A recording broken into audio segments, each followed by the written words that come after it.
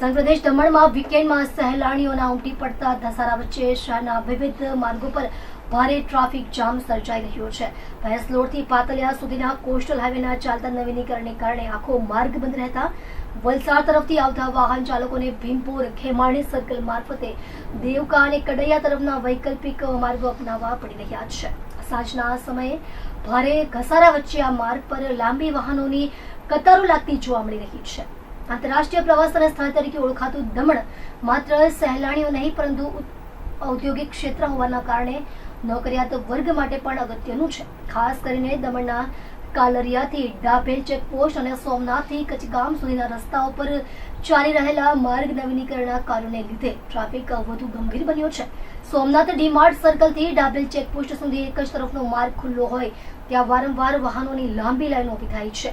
મોટી દમણ તરફના માર્ગોનો ઉપયોગ ઓછો થતો હોવાથી મોટાભાગના વાહન ચાલકો પાતલિયા તથા ડાભેલ માર્ગ અપનાવે છે, જ્યાં ટ્રાફિકની સ્થિતિ વધુ ખરાબ છે. રિક્ષા ચાલકો અને લોકલ વાહન ચાલકો માટે આ અવસ્થામાં ભયંકર પરેશાનીઓ ઊભી થઈ છે. દમણ ટ્રાફિક પોલીસ તરફથી નિયમન માટે પ્રયાસો તો ચાલી રહ્યા છે, પણ સતત ચાલતા માર્ગ કાર્ય અને પર્યટકોની ભીડ વચ્ચે ટ્રાફિક સમસ્યા યથાવત છે.